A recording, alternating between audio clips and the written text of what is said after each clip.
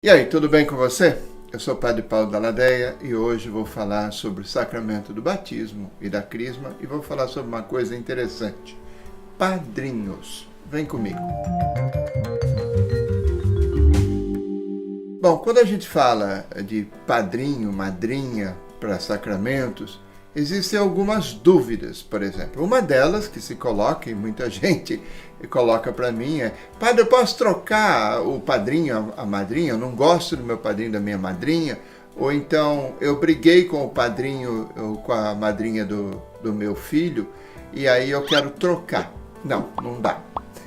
Já vou respondendo desde já. Não dá para trocar padrinho. Não dá para trocar madrinha. Como não dá para trocar pai e mãe, meu irmão, minha irmã? Não dá, né? Simplesmente não dá. Agora, o que você tem que fazer? Você tem que fazer uma boa escolha, né? E se você fez uma má escolha, vai ter que arcar com as consequências da má escolha. Vou fazer o quê? O Código de Direito Canônico, que está em vigor na Igreja, que foi aprovado em 1983, quando eu ainda era seminarista, muito tempo atrás, o Papa João Paulo II aprovou esse código. Ele está em vigor, foi reformado agora pelo Papa Francisco na parte de penas, mas nessa parte de sacramentos ele mantém intacto. Então, quero dizer para você quais são os critérios que a Igreja pede para alguém que seja padrinho ou madrinha de batismo e de crisma, também de casamento e tal. Isso vale para todos os sacramentos. Então vamos lá. O direito canônico diz assim, olha, primeira coisa, é preciso ser escolhido pelo próprio afilhado ou afilhada. É preciso ser escolhido, se for o caso de uma criança, ela precisa aceitar depois o padrinho ou a madrinha. Mas esse é um bom critério, tá? Se você puder, pergunte para a pessoa que vai receber o sacramento, né?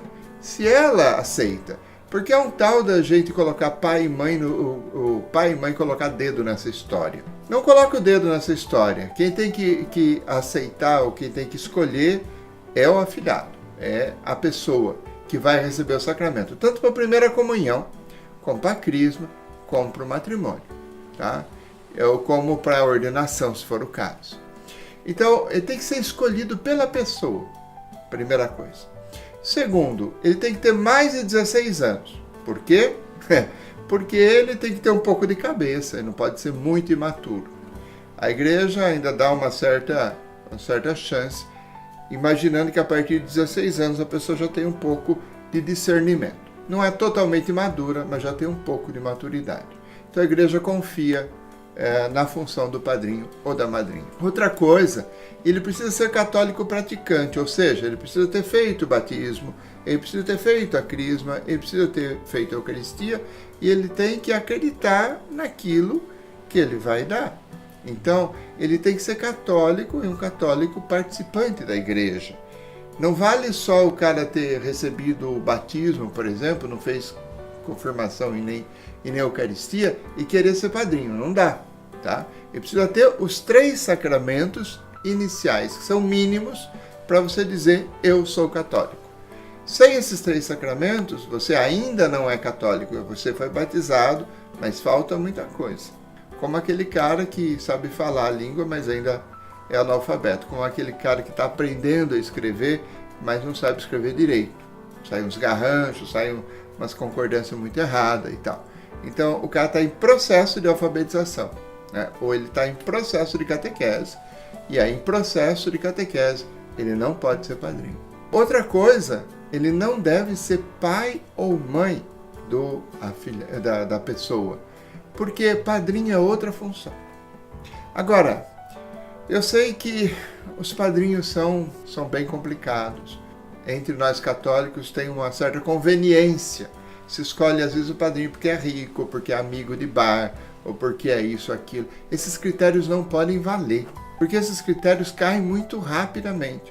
O cara perde a riqueza, ou o cara não quer dar presente para o afilhado, então simplesmente ele não é mais um bom padrinho. O cara deixa de frequentar o bar, ou para de beber, sei lá o quê, e aí ele não é um bom padrinho. Esse não pode ser um bom critério. Aliás, na Itália, tem até a experiência de um bispo que cortou, agora por 3 anos, não tem mais padrinho, nem de batismo, nem de crisma, nada, e ele vai fazer a experiência em 3 anos, em todas as paróquias, e depois vai se olhar. E na Itália também tem o problema da máfia, né? Você lembra disso? Então muita gente é escolhido porque tem dinheiro, mas é meio mafioso, o cara tem uma vida meio torta às vezes.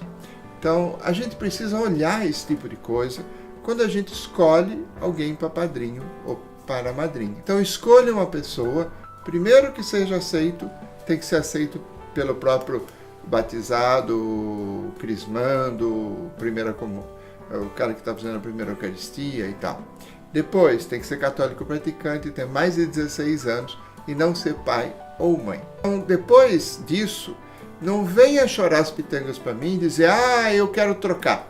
Não se troca, padrinho. Como não se troca pai? O pai pode ser o cara pior que for. A mãe pode ser a pior mãe que for, porque tem pai e tem mãe que são bons, mas eles vão continuar sendo pais e mães, sendo bons ou sendo ruins. Padrinho é assim também, madrinha é assim também. Ele é um pai na fé ou uma mãe na fé.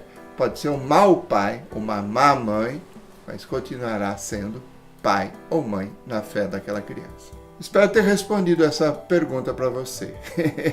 E olha, não vale padrinho de fogueira, tá? Em Goiás, em alguns lugares do Brasil, se faz nas fogueiras de festa junina e tal, se diz, é meu padrinho de fogueira. Esse padrinho não tem a mesma validade, ok? Isso é um modo de falar, simplesmente, ok? Um abraço, Deus abençoe. Deixe o seu like, assine o canal.